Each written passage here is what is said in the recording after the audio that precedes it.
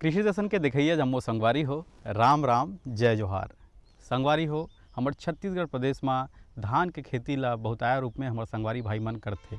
और जैसे ही धान के खेती समाप्त होते वैसने ही हमार कई किसान भाई मन दलहन तिलहन के खेती घलो करथे। तो दलहन तिलहन के खेती करे बर हमार किसान भाई मन ला कौन कौन से प्रकार के विशेष बात के ध्यान रखना चाहिए और एक संगे संग यहू बात के ध्यान रखना चाहिए कि कौन से प्रकार के दलहनी फसल में हमला अधिक से अधिक फायदा हो सकते और आसानी से लग सकते। तो आज हमन जानबो कि कैसन ढंग के आप मन दलहन तिलहन फसल के खेती ला कराओ, विशेष रूप से तिंवरा के। तो संगवारी हो मैं खड़े हवा तिंवरा के खेत में और ढेर कन चर्चा परिचर्चा करबो, लेकिन ओकर से पहली आप मन बर हवय कुछ खास।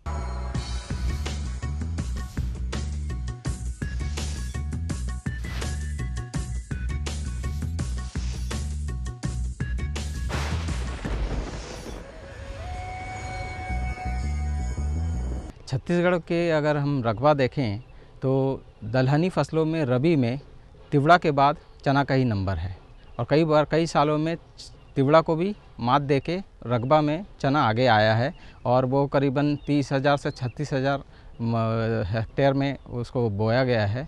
और इसका उपयोग चना का उपयोग दलहनी फसलों के रूप में प्रोटीन ज़्यादा होने के कारण और इसका जो अन्य उपयोग है जैसे बेसन एसन के रूप में करते हैं और सभी में करते हैं, चना भाजी के रूप में करते हैं, इसलिए छत्तीसगढ़ में इसका सही उपयोग देखा गया है।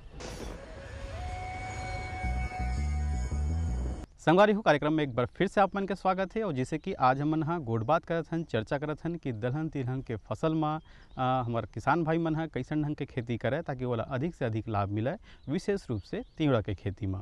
तो संगवारी हो यही विषय में चर्चा करे बर आज हमार संग में हवे डॉक्टर दीपक चंद्राकर जी, वैज्ञानिक इंदिरा गांधी कृषि विश्वविद्यालय रायपुर ले।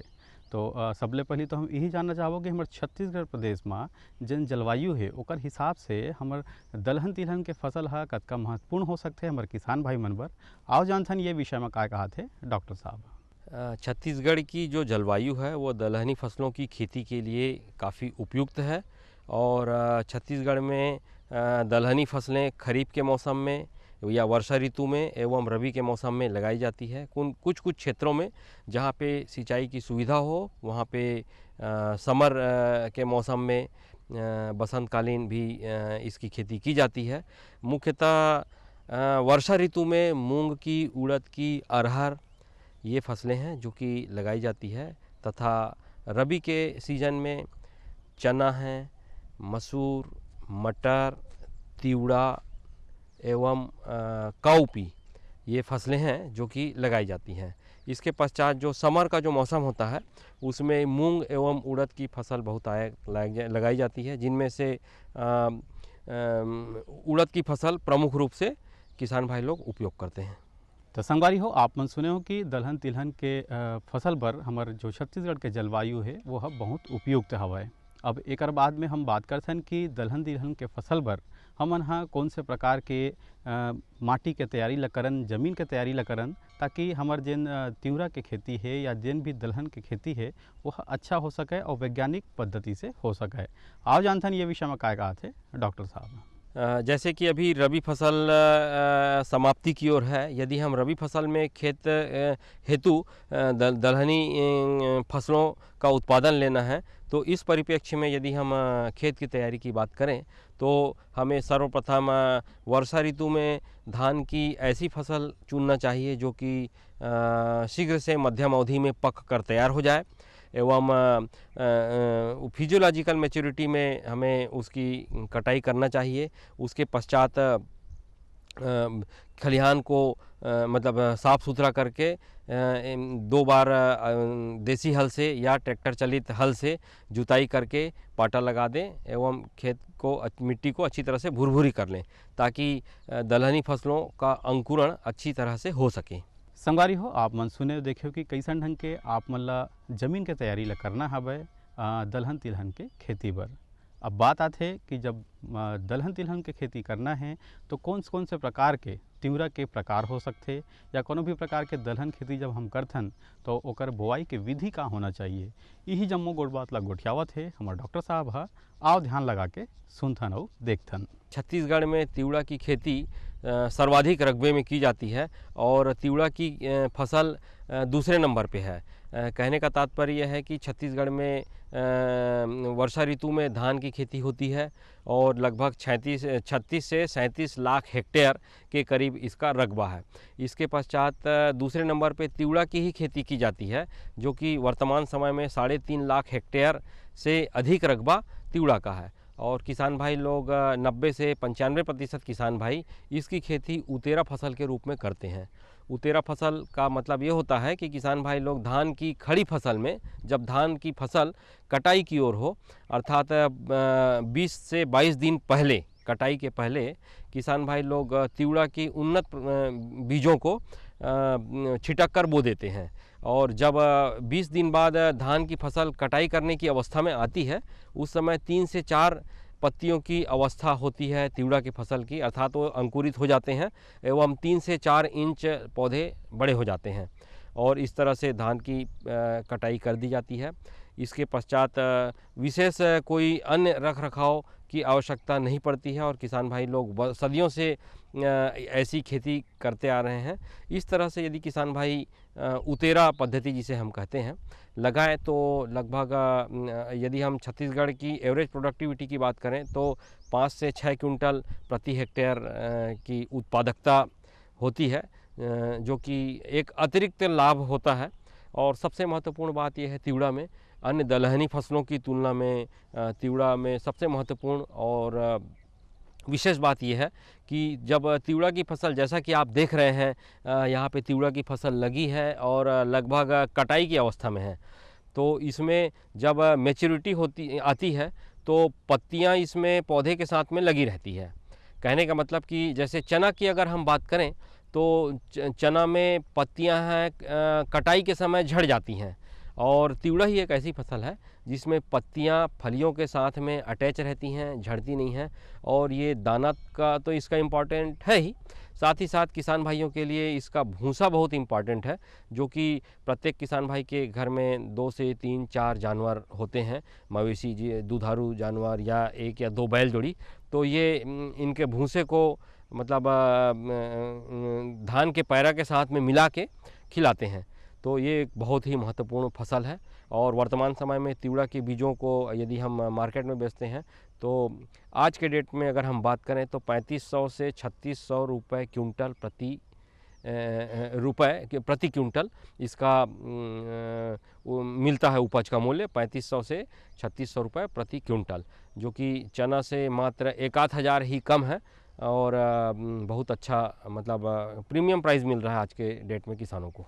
देखिए हर फसल की जो छिटकवा पद्धति की बात करते हैं वो आमतौर पे अवैज्ञानिक पद्धति है।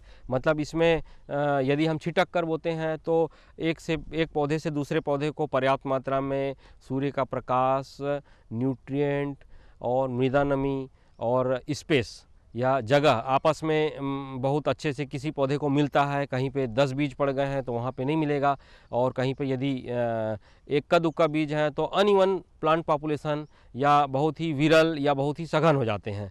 और इस तरह से उन्हें पर्याप्त मात्रा में सूर्य प्रकाश, मृदा नमी, पोषक तत्व एवं जगह आपस में उचित मात्रा में नहीं मिल पाता। इसलिए हम वैज्ञानिक गण यह सलाह देते हैं किसान भाइयों को कि अपनी फसलों को, विशेषकर दलहनी फसलों को कतारों में बोए। और यदि इस हेतु यदि हम तिवड़ा की बात करें तो कतार से कतार की बीच की दूरी 30 सेंटीमीटर हमें रखना है।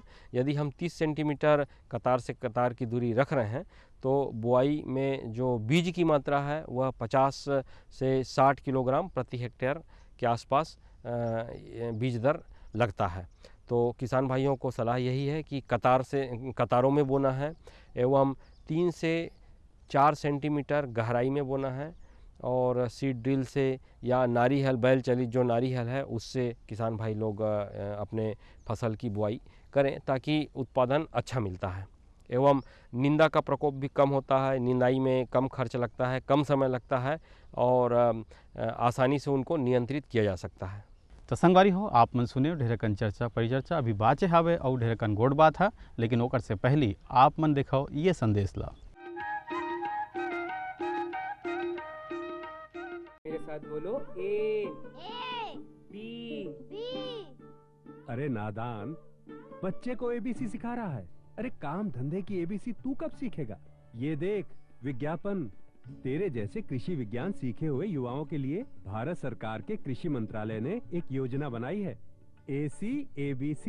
ACABC?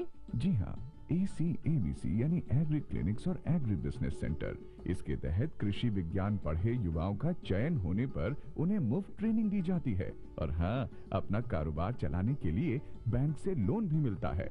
इसके साथ ही अगर युवा अपने इलाके के किसानों की खुशहाली के लिए उन्हें खेती बाड़ी व अपने कारोबार से जुड़ी लाभदायक जानकारी देते रहेंगे तो उन्हें लोन पर 36 से 44% तक की सब्सिडी भी मिलेगी। तब तो मैं जरूर सीखूंगा काम धंधे की ABC। शाबाश, चलो अपनाएं स्वरोजगार, खेती में हो विकास अपार। सहकारिता के बल पर विकास के लिए उठे कदम, जन सहकार की ताकत लेकर आगे बढ़ते जाएं हम। जन जन ने इस क्रांति में है विश्वास जगाया, हम सब ने मिलकर विकास का परचम है फहराया। सहकारिता है अपने विकास की पहचान, नए दौर में सहकारिता ही भारत का अभिमान। कृषि मंत्रालय भारत सरकार द्वारा जनहित में जारी। गांव और शहर शहर में बात चली, राष्ट्रीय बागवानी मिशन की लहर चली। आसान हुआ अब फल फूल मसाले उगाना, नर्सरी लगाना और जैविक खेती अपनाना। अब हुआ तकनीकी प्रशिक्षण पाना आसान, विपणन के लिए भी है सहायता के प्रावधान। अधिक जानकारी के लिए जिला बागवानी अधिकारी या राज्य बागवानी निदेशक से संपर्क करें। राष्ट्रीय बागवानी मिशन, जीवन संवारे, खुशियां फैलाए। संगवारी हो आप मन तो देखते छो कि आजकल मौसम है कैसे खराब होत हवे। एकर कारण हमारे जन किसान भाई मन है दलहन तिलहन के खेती करत है, वो माँ उमला कई प्रकार के तकलीफ घलोक आत हवे। तो यही जम्मो गोड़ बात ला जानकारी के माध्यम से हमन आप मन ला बताना चाहबो कि जब हम बात करथन जल प्रबंधन के, तो जल प्रबंधन कौन से ढंग से होना चाहिए और ओला कैसन ढंग के हमारे किसान भाई मन करे ताकि जल प्रबंधन करे के बाद में बहुत अच्छा ढंग से वह फसल पा सके। आओ जानसन जल प्रबंधन के विषय में। तिवड़ा की फसल में यदि सिंचाई की सुविधा है तो एक मतलब इसे 2 सिंचाई की आवश्यकता पड़ती है और हल्की सिंचाई यदि हो सके तो स्प्रिंकलर के द्वारा यदि सिंचाई करें तो बहुत ही अच्छा होता है। तिवड़ा सहित मटर एवं चना ये फसलें हैं, इन्हें 2 सिंचाई की आवश्यकता पड़ती है। पहली सिंचाई हमें हल्की सिंचाई करना है और स्प्रिंकलर से करना है। पहली सिंचाई 35 दिन के बुआई के पश्चात अर्थात मैक्सिमम ब्रांचिंग स्टेज या अधिकतम शाखा निकलने की अवस्था, उस समय शाखा निकलना 22 से 23 दिन में शाखा निकलना शुरू हो जाता है एवं 35 दिन से 40 दिन के करीब में अधिकतम मात्रा में शाखाएं निकल चुकी होती हैं, तो उस समय सिंचाई करना चाहिए। इसके पश्चात यदि किसान भाइयों के पास एक सिंचाई की सुविधा उपलब्ध हो तो फली बनने की अवस्था या जिसे हम पॉड इनिशिएशन स्टेज कहते हैं, उस समय सिंचाई करना चाहिए और यह अवस्था 65 से 70 दिन बुआई के पश्चात आती है। किसान भाइयों को एक सलाह है कि अपनी जितनी भी दलहनी फसलें हैं उनमें सिंचाई फूल आने की अवस्था में कदापि नहीं करना है। यदि हम फूल आने की अवस्था में करेंगे सिंचाई तो विल्टिंग का प्रॉब्लम होगा और फ्लावर ड्रॉप या फूल झड़ने की समस्या होगी और इससे फल कम बैठेंगे एवं उत्पादन प्रभावित होगा। तो अतः हमें फूल आने की अवस्था में सिंचाई को रोकना है। सिंचाई करना भी है तो फूल आने से 15 दिन पहले सिंचाई करना है या 15 दिन बाद सिंचाई करना है। तो संगवारी हो आप मन सुने कि जल प्रबंधन कितना महत्वपूर्ण हवे हमारे दलहन तिलहन के खेती बर और येला हमारे डॉक्टर साहब आप मन ला बताइस हवे। अब बात करते संगवारी हो कि कौन कौन से प्रकार के खाद होते और कैसन ढंग के हम खाद के खाद ला डालन ताकि हमारे जिन दलहन तिलहन के फसल हवे वो बहुत अच्छा से हो सके। खाद और खरपतवार के विषय में गोठियावत है हमार डॉक्टर साहब ह। आओ देखथन सुनथन वो काय कहत है। देखिए दलहनी चूँकि तिवड़ा, मटर, मसूर एवं चना ये दलहनी फसलें हैं और दलहनी फसलों को इनका फर्टिलाइज़र रिक्वायरमेंट बहुत ही कम होता है एवं इन्हें जैसे कि हम बात करें क्योंकि इनके जड़ों में एक ग्रंथियां पाई जाती है जिसमें राइजोबियम नामक बैक्टीरिया पाया जाता है। यह वातावरण में उपस्थित 78% जो नाइट्रोजन है उसका फिक्सेशन करता है एवं पौधे को नाइट्रोजन प्रोवाइड करता है, साथ ही साथ पौधे से भोजन प्राप्त करता है। इसलिए इनका नाइट्रोजन रिक्वायरमेंट काफ़ी कम होता है। और यदि हम पोषक तत्वों की आवश्यकता की बात करें तो नाइट्रोजन, स्फूर, पोटास एवं सल्फर की 20, 50, 20 एवं 20 किलोग्राम प्रति हेक्टेयर की दर से आवश्यकता होती है। अर्थात N, P2O5, K2O and S या नत्रजन, स्फूर, पोटास एवं सल्फर इसकी मात्रा 20, 50, 20 एवं 20 किलोग्राम प्रति हेक्टेयर की आवश्यकता होती है। साथ ही साथ दलहनी फसलों को बुआई के समय उपयुक्त राइजोबियम कल्चर से एवं PSB कल्चर से उपचारित करके बोना चाहिए। इससे ग्रंथियों का विकास अच्छा होगा और स्फूर घोली PSB या स्फूर घोली जैव उर्वरक से यदि हम उपचारित करते हैं तो जड़ों का विकास अच्छा होता है दलहनी फसलों में, क्योंकि इनकी जड़ें नीचे तक जाती हैं एवं वहाँ से नमी एवं पोषक तत्वों को खींच के पौधों को सप्लाई करती है। तो संगवारी हो आप मन सुने देखो कि शुरुआत के ज़मीन जब हम तैयार करथन उस समय हमला कौन कौन से प्रकार से खाद के उपयोग ला करना हवे और ओकर बाद में कौन कौन से कैसे कैसे ढंग के हमन ला खाद ला देना है, ये जम्मो गोट बात ला आप मन ला हमारे डॉक्टर साहब बताई साहब है। अब बात करथन कि कौन कौन से रोग राई के प्रकोप हो सकते, काबर कि जैसे मैं पहले के हूँ कि मौसम के मार है आजकल बिल्कुल बदलाव में है मौसम हाँ और अचानक से कोई भी प्रकार की बीमारी घलोक घेर लेते। तो ऐसन दलहन तिलहन के फसल में मौसम के मार में कौन कौन से प्रकार के कीट पतंगा के प्रकोप हो सकते और ओकर का निराकरण हो सकते, यही गोट बात ला बतावत है हमारे डॉक्टर साहब है। आओ सुनथन वह काय कहत है। देखिए जैसा कि इस वर्ष के मौसम की बात करें हम तो इस वर्ष सप्ताह में कम से कम 2 बार तो पानी पिछले 1 महीने से गिर रहा है। मतलब हम जैसे वर्षा ऋतु में जो रेनफॉल होता है उसी तरह से मतलब पानी गिर रहा है। तो जहाँ पे मौसम ख़राब होता है तो वहाँ पे बदली का मौसम आता है और इसमें यदि हम तिवड़ा की फसल की बात करें तो जैसा कि आप देखेंगे कि ये कटाई की अवस्था में है और पानी गिरा है तो फिर से इसमें शाखाएं निकल रही हैं और फलियां कुछ कुछ बन रही हैं और जो पुरानी बनी थी वो चटकने की अवस्था में है और इस तरह से नुकसान होना शुरू हो गया है। तो इस अवस्था में बदली की अवस्था में थ्रिप्स नामक एक काला काला कीट होता है जो कि खुली आँखों से बहुत ही महीन रूप में दिखता है। यदि हम लेंस की सहायता से दिखें तो चलते हुए आसानी से दिख जाता है। तो थ्रिप्स एवं एफिड का अटैक होता है जिसे हम माहू कहते हैं। तो इसके रोकथाम के लिए हमें डाइमेथोएट नाम की एक दवा होती है जो कि बाज़ार में रोगोर के नाम से मिलता है। बहुत ही उम्दा किस्म की दवा है ये और बहुत ही सस्ती है। इस दवा को 1.5 से 2 ml दवा लेना है डाइमेथोएट और प्रति लीटर पानी के हिसाब से हमें कम से कम जो नेप्सेक स्प्रेयर है जो कि 16 लीटर जिसकी कैपेसिटी होती है 1 एकड़ में कम से कम 10 से 12 पंप हमें मारना है। तो या दूसरे शब्दों में ये कह सकते हैं कि 1 हेक्टेयर के लिए 400 से 500 लीटर पानी उपयोग करना है एवं प्रति लीटर पानी में 1.5 से 2 ml डाइमेथोएट दवा का इस्तेमाल करना है। और उसके पश्चात इसका जो परसिस्टेंस है वो 10 से 12 दिन या 15 दिन तक रहता है। यदि उसके बाद मौसम ख़राब होता है तो 15 से 18-20 दिन में फिर से हमें इस दवा का रिपीट करना है ताकि इससे निजात मिल सके। तो संगवारी हो आप मन सुने देखिए कि कैसन प्रकार के खाद खरपतवार और कीट पतंगा से आप मन ला जेन अपन दलहन तिलहन के फसल है ओला निपटाना है।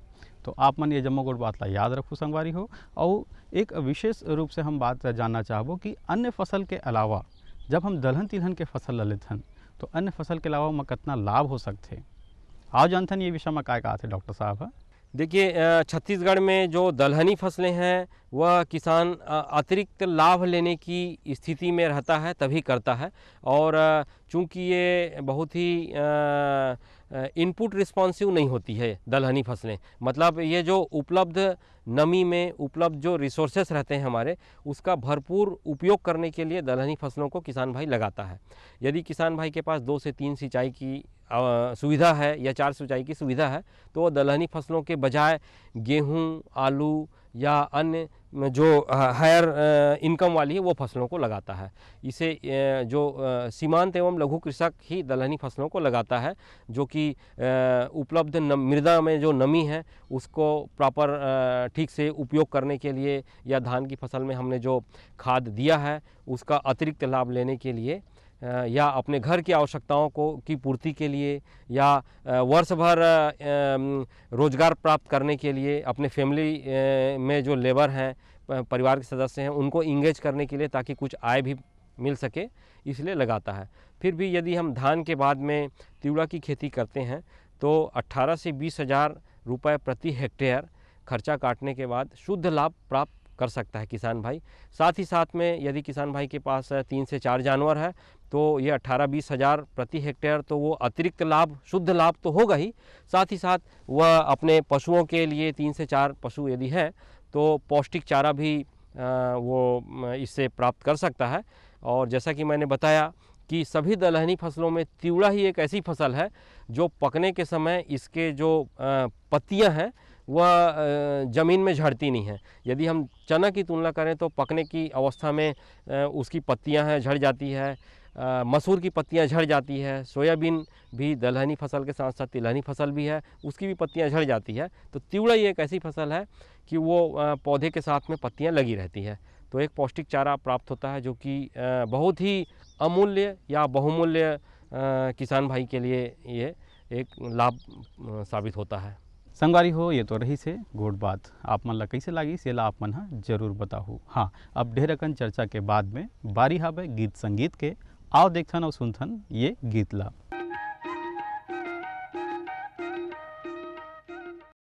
तोर मन कैसे लागे बाबा तापो भूमि में, तोर मन कैसे लागे, तोर मन कैसे लागे बाबा तापो भूमि में, तोर मन कैसे लागे।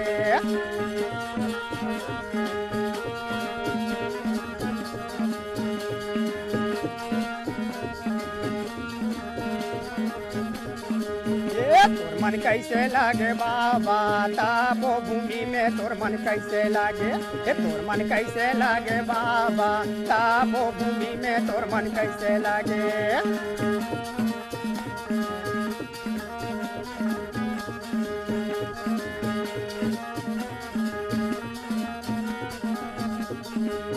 तोर मन कैसे लागे बाबा, तोर मन कैसे लागे,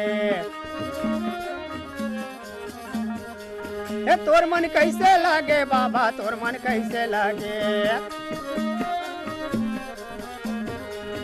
तोर मन कैसे लागे बाबा तापो भूमि में, तोर मन कैसे लागे, तोर मन कैसे लागे बाबा तापो भूमि में, तोर मन कैसे लागे।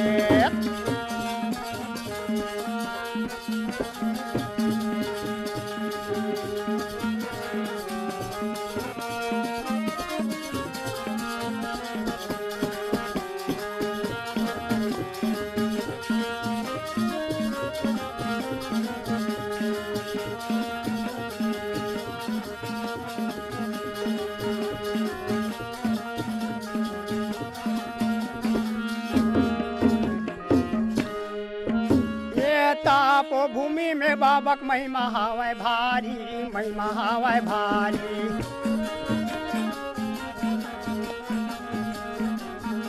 ये तापो भूमि में बाबक महिमा हावै भारी, महिमा हावै भारी।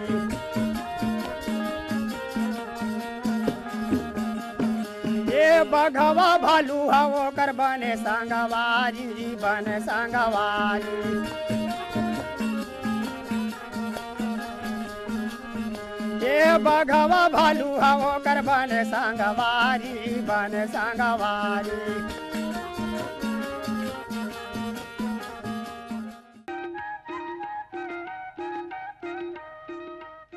आपके मितान अगले अंक में नवा विषय के संग फेरा ही, तब तक बर जय जोहार।